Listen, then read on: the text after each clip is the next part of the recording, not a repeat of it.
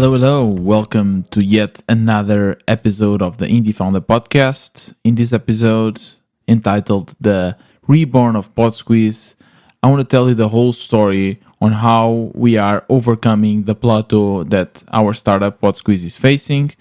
There will be a lot of ups and downs. There will be some co-founders drama, and there'll be a lot of lessons that we have learned as entrepreneurs around marketing, around building a team, around building a product and everything. So it's a very packed episode. I will lay down everything chronologically, what we did, and I think it's a really cool episode for you to stick around.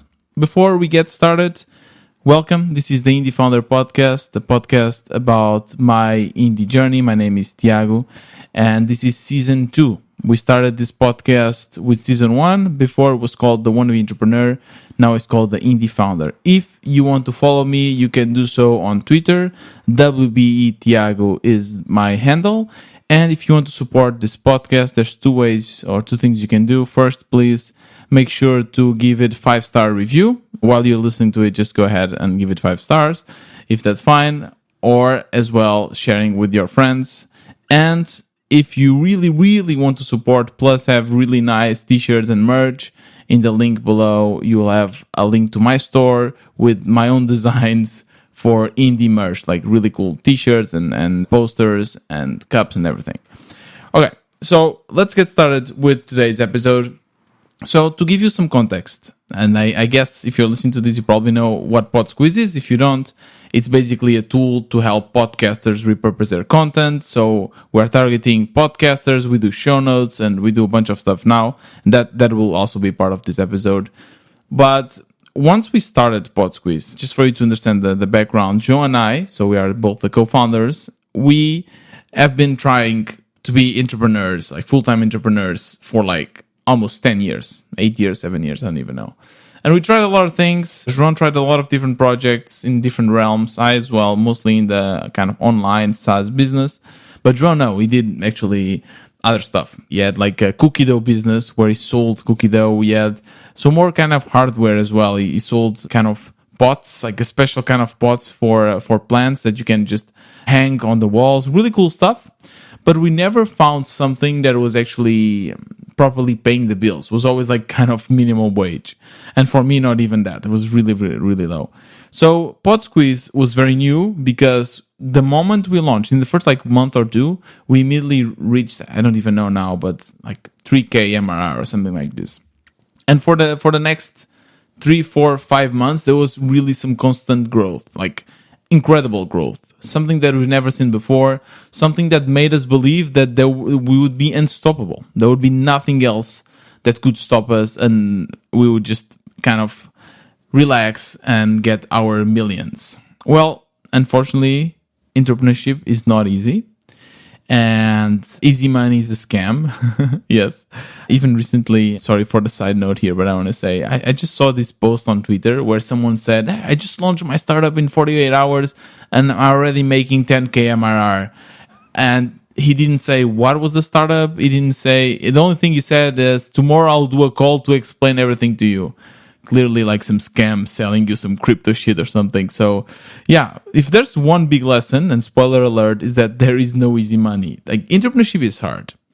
But yeah, so after 7 months of growing Podsqueeze and this amazing cruise growth, we on September, so we launched in end of February, and then in September, my co-founder, we were actually in Berlin. We were in this conference. It was our first conference. We actually traveled abroad to a conference, a podcasting conference that we sponsored with Podsqueeze. And we were noticing that there was some kind of degrowth or like a plateau. We didn't have as many people coming to the website, and the MRR was not growing as much. And my co-founder was very stressed. So imagine us walking in the streets of Berlin. It was really cold. It was actually, I think, October or November, but it was already cold in Germany. And we were just walking towards the venue where the conference was.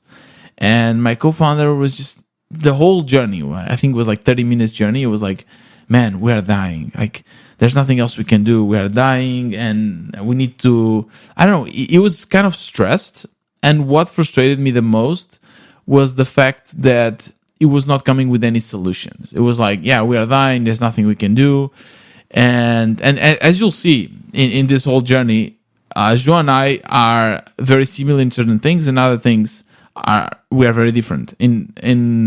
In a way, that's really good because we have complementary skills. In other ways, sometimes it can be frustrating, like for both of us.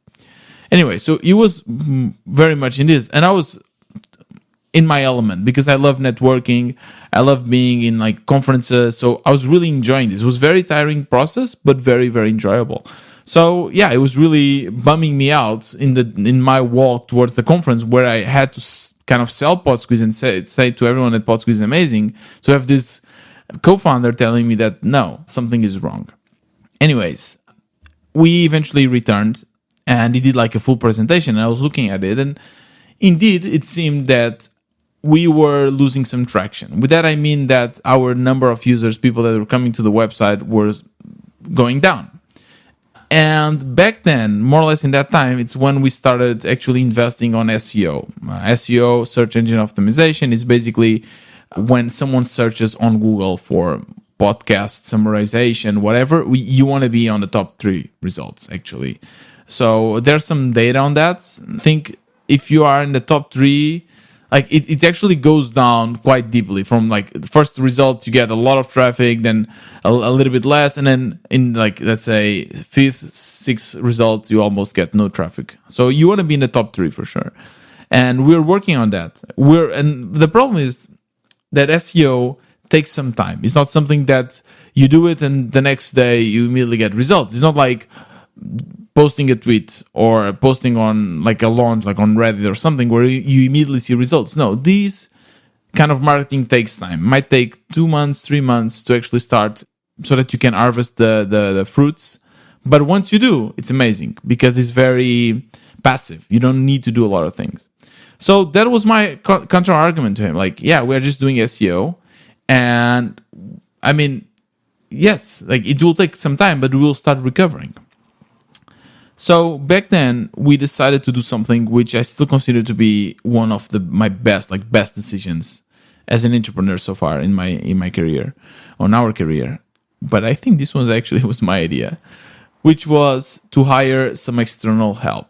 This is crucial. So SEO is something that once you know the rules, you can easily reproduce it. But to learn the rules, it takes some time. And sure, we could have spent 1, 2, 3 months trying a bunch of things, reading shit, and eventually figuring it out. But if you can hire someone for like, even if it's $1,000 and they can do an audit and explain it to you, why not? Right? You're just saving yourself a lot of time. So that's what we did. We hired an auditor. He did an audit for us and he explained to us how SEO works. And sure, we already knew some basis, but we didn't know a lot of stuff. First of all, we did a full audit on the website, making it fast, making it that Google didn't have to kind of sweat too much to be able to crawl our pages.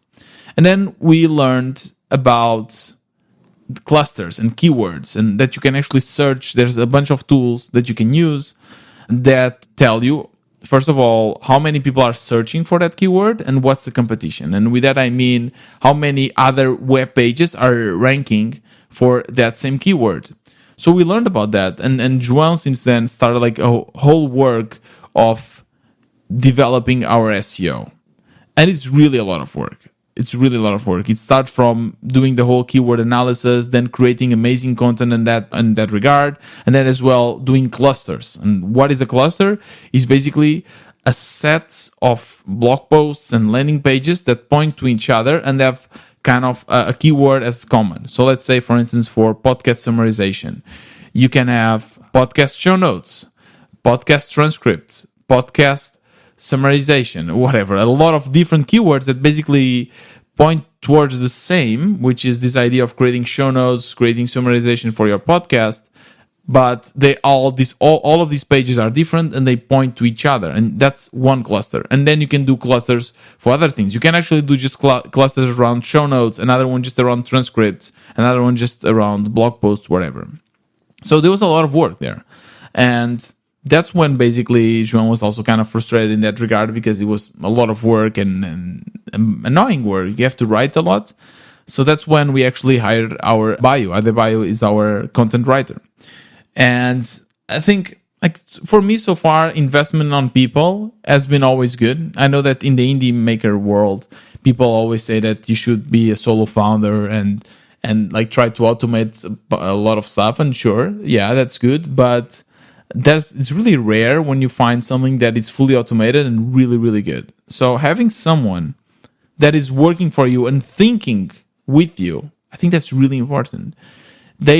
Sure, especially when you're hiring someone and they're not in management positions, they are mostly doers, right? So you give them a task and they do it. But a lot of these people that we hired, Adebayo being one of them, they have a lot of, they're very young actually, and they're hustling, and they really come up with their own ideas and projects that they want to try with us, which I really appreciate. So it was really cool. It was a good hire, and we started building a lot around that. And at the same time, we launched video clips. So we noticed, we did like some research on other tools around us. And actually our customers were asking for this. Hey, I want clips. I want to transform my podcast into little short clips that I can share on social media. So we launched that. It was a very hard work. And back then, by the way, I also hired a developer to work with us, which also has been, again, crucial.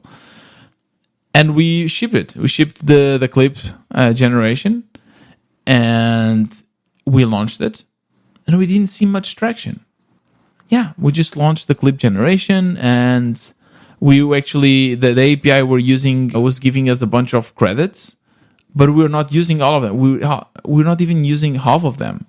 We're just paying, I think it was $150 per month, something like that, but we're not using it. So it was frustrating because people were asking for this. Some people were using it, but not a lot, and we didn't really understand why. So then it came the end of the year, and now we are in January. So basically, by the way, December was terrible. Like really, for the first time we noticed, it was our first December with the tool, with Podsqueeze. And we saw like the huge, dip. Like people were not in working mode at all. Especially the last 2 weeks of December, we saw like our MRR just going down. It's really frustrating. Sure, we could connect that with Christmas, but it's still scary, because you don't know if it will kind of get better. Yeah. So back then, what I noticed with my co-founder was that he was, very motivated, still like working a lot in SEO, but not as motivated as when we were growing, which is, I understand that. So there was a different mode. So it's not like we are growing mode, let's try to keep it up. It's more like, let's maintain it. There's nothing much we can do. Let's just, do what we know it works, and hopefully this will pick up. Which are different mindsets that eventually might, and I will not, I'll let you keep telling you the story and let you know how this will affect also our relationship. But let me just drink a sip of water while you think about this. There's a lot of talking here with the podcast. So, the 2024 came along, and we decided to do a new ProductHunt launch. We did one when we first launched Podsqueeze, and then we decided, now, we have the clips now. This is a new feature, really cool feature. Why not just do another ProductHunt launch and focus more on the clips? So this was around, I think, end of January. We did that launch. And it was good. It was not as successful as the first one, but it was still top 5. And back then we noticed that we got around 400, 500 people coming from ProductHunt to our website. So I don't know. We looked at it and we said like, okay, cool. Even here you can see that there's less traction than before. And yeah, I don't know. Now, as I'm telling you the story, and I'm sure that my co-founder will also listen to this, but I don't know. I always felt that from him was already a little bit of pessimism, and he is more pessimist than I am for sure. And sometimes that's also good because I am too optimistic, and maybe a little bit naive in certain things. But yeah, even then we look at it like, yeah, it failed. Product Hunt didn't work so well. But yeah, we moved on. And funny enough, in the next 2-3 weeks, so not right during the launch, but after maybe a week after the launch on Product Hunt, we started noticing a growth on our MRR again. And back then we were just imagine we are trying a bunch of stuff, right? So we launched the clips. I interviewed and or read the book the from Rob Walling, where he just has the whole chapter about like increasing prices. So I said like, João, we need to increase prices. Like that's what we need to do. It's very chaotic. It's so hard to describe if you don't have a company to understand like what's going on. Because imagine you're like in piloting a plane and you see that the plane is kind of losing altitude slowly, but surely, and you don't really know what to do. You look at all the metrics, you look at everything. I mean, you do notice a few metrics, fuel, and a few things are not great, but you don't really know how to fix it. That's basically it. Like just trying a bunch of shit and asking questions and checking all the metrics, and that's basically what you're doing. So like increasing prices, trying to figure out why churn was not working, try to figure out how to scale our SEO that back then was already growing but not so much, and trying to figure out how like the clips, so many things, just shooting everywhere basically. So we noticed, yeah, cool, like it's growing, our MRR is growing again, we are recovering from December, and that happened for like 2 or 3 months. So around I think March, April, we noticed that growth that came after the Product Hunt launch was now stopping again. And once again, we are slowly decreasing. Our MRR was reducing a bit. And just for you to understand, we reached September, when I first started this episode, our MRR was probably around 11K or so. And now we were at like 13K. So for the first 7 months, we grew like 10K to 11K. And then for the next, I don't know, like 7 months again, we grew like 3K. So and now we are decreasing. Very frustrating. It's very frustrating because, again, I mean, people like that. You try to figure out why people are churning. You don't really understand, which is really frustrating. And sure, most people would just say, yeah, I don't have my podcast anymore. I don't use it anymore. It's not saving me enough time. A lot of things that you don't really understand. Like, okay, what can I do? I mean, what can I do to change that? So we started noticing this degrowth, and it somehow seemed that this degrowth started when we increased the prices, and that was the discussion with João. Like, he was convinced that it was the reason. That increasing the price was a mistake. We were growing, and now we are not. But I would go back to the metrics and try to see conversion, try to see all of these things. And it didn't add up. I mean, conversion was basically the same. So no, it was not that. And at the same time, and this is very weird, our traffic was actually growing. Yeah, so even though we were degrowing and our MRR was going down, the traffic was going up. How? Right? How is this happening? So this is, get ready, buckle up, because this was a huge revelation for us. So after that, and this passed a few months passed, and then around June or even before, was it May? We went to another conference. This time not sponsors. We went to a conference just for podcasts. It's called the London Podcast Show. It was really fun, by the way, really cool. I mean, again, for me, it was really fun. For João, is a bit less into conferences, but like the trip itself was cool. Like, both of us going there, eating great food. It was my first time in London as well. So it was a really cool experience. And really cool because we also got to meet a lot of not makers, like people in the podcasting industry. So that was really nice. And when we were coming back, I don't remember how, but we got introduced to this concept of domain authority. So domain authority is basically a number that is given to your domain by Google that kind of decides how well you will rank based on your keyword. So when I told you that you want to be on top, top 3, you're going to be in the first place, what decides that is not only the quality of the content, but as well your domain authority. The higher your domain authority, the more Google trusts you, and the higher the likelihood of Google actually putting you in first place. Now, how do you increase your domain authority? And basically, it's very simple. It's so crazy how the SEO thing and the ranking is still so basic. Really, like the you would imagine that Google will be a bit smarter in these kind of things, but no, it's still very basic. So the domain authority is ranked based on, or is calculated based on how many websites in your niche, in your industry, are pointing to you. So if Spotify has in their blog posts, they are mentioning Podsqueeze, wow, that's amazing. Google will be like, okay, I trust Spotify.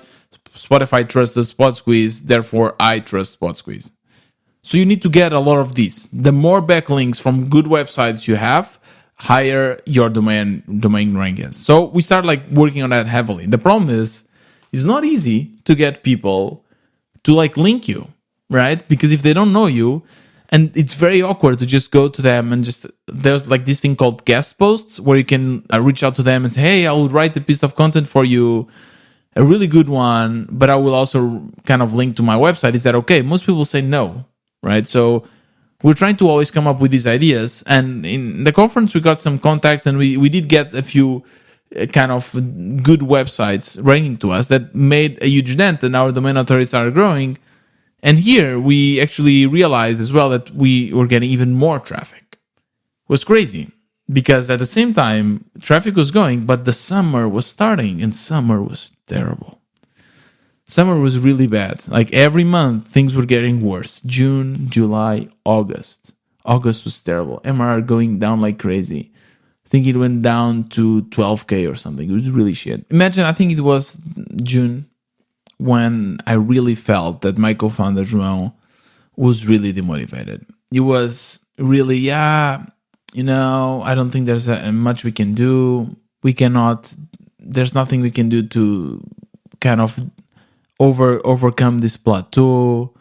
I mean, the market, it's just too strong. I mean, at this point, we don't believe in metrics and logic anymore. We just believe in this kind of magic, the market magic, and that we are kind of haunted and we cannot face this. We cannot defeat this. So, yeah, I could feel this. And he will probably tell you if it is true or not, but I felt some motivation going down, because imagine João was convinced that there was nothing we could do since October last year or September last year. So after all of this, even though I kept telling dude, we are doing so many great things. I mean, look at our traffic, look at everything. The website is so much stronger. The tool is better. Now has clips. But yeah, the metric that kind of in the end is the most important one for us at the moment is MRR, because to be honest, Podsqueeze doesn't pay that well. For 2 people plus a small team, it's not a huge paycheck. It's not enough yet. I would like to have a little bit more. And I'm not saying I want to be absolutely rich and fly private. No, I mean, just the basic. Just for you to understand, I'm making less than my job as a developer. And that job was 3 or 4 years ago. So yeah. I don't know, we had a really nice conversation, and João, his strategy was, okay, let's start something new. Let's start a new product, something, and let's replicate whatever we had with Podsqueeze, but maybe this time in a market that is a bit bigger and where we can get more money out of it. So I told him, dude, from my side, I still believe in Podsqueeze. I still want to work on it, and there's so much for me to do with Podsqueeze that I don't have the energy to do something else. But we do have another developer in-house, and this time you'll be the lead of this project. Because for Podsqueeze, since I'm the podcaster, I was more the lead in the product. This time you'll find something that you resonate with, and you come up with a product idea. and you work with the developer, and together you will, build this shit for us. And he said like, yeah, cool, let's do it. So he started this kind of side quest of like coming up with a different idea. And at the same time, I was trying everything, just shooting everywhere. And this is very tiring because few things work. Let's, double down on that. Let's find other stuff. And then let's really dive into the metrics, understand this, because like João was still saying, like, I think increasing those prices, that was bad.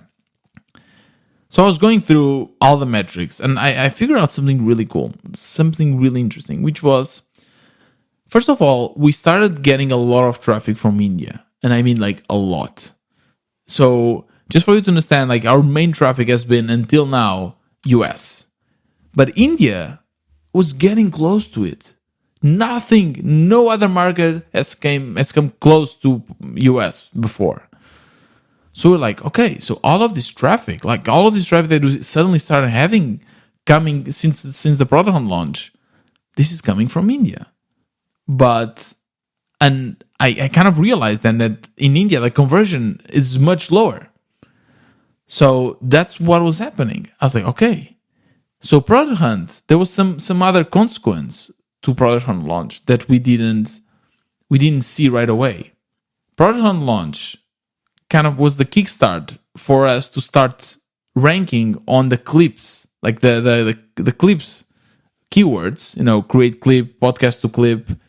It started to rank. We started getting more traffic from India, specifically in that keyword. So suddenly we did see like more people using it. We did see our traffic increase, but our MRR was not increasing. Why?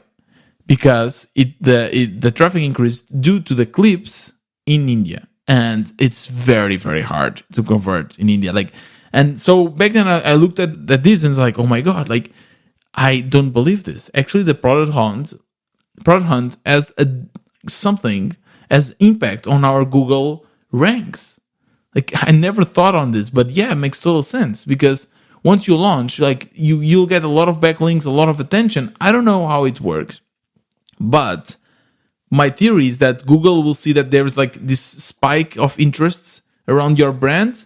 So Google will rank you higher for a specific time. And that time was around 3 months. And that kind of stopped when I increased the prices. I know this is a bit weird. The issue here is that you are doing so many things that a lot of things kind of happen at the same time. So you don't really know what causes what. So yeah. That's what basically happened. In the 2 months after the ProductHunt launch, our Podsqueeze was ranking higher for keywords that matter, keywords like show notes generated, and this increased for the US. Therefore, we started getting more traffic and more clients. So our MRR was going up.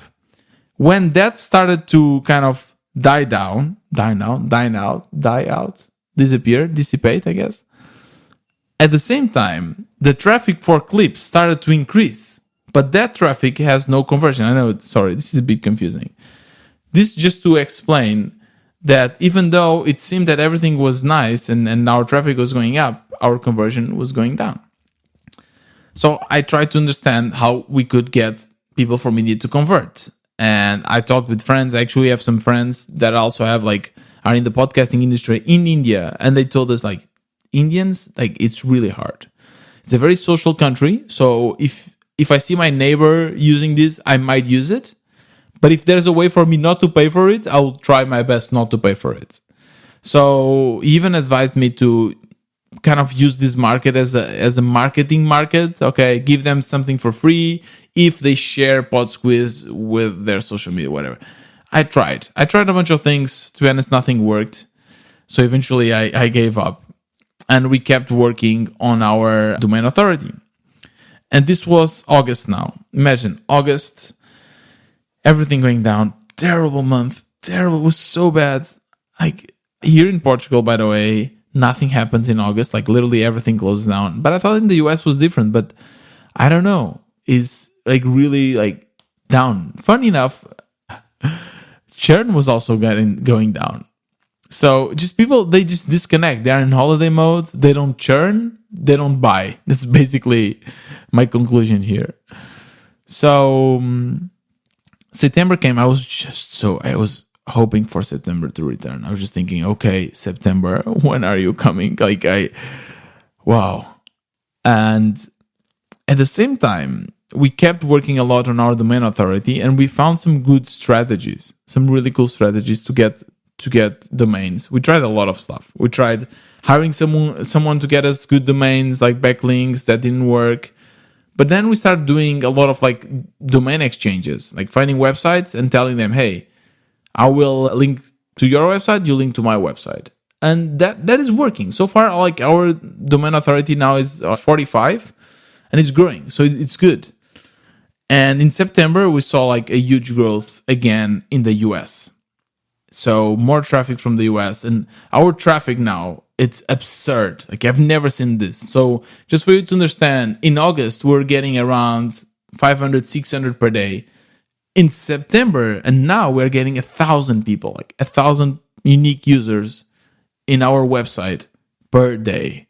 It's absurd. It's really, really amazing. It's crazy.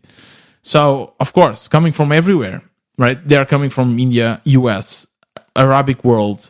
At the same time, I also translated the whole website to a lot of languages. So we are also trying to get into other markets with their languages. And yeah, suddenly we started growing again. Suddenly Podsqueeze started like getting alive. So September was a positive month, a month with I think a growth of whatever 4% or something. And this month has been great so far as well. It's been now where I think we're doing a growth of like 7%, which is amazing. We have reached peak in our MRR. We never got this far. I think now we're like around 16K or something. But it seems that eventually, if it continues like this, and of course I don't want to spoil it, but it could be that now we at least faced or we were able to defeat this plateau of the 15K. I hope that this will not end soon, but I'm not sure. I'll keep you posted.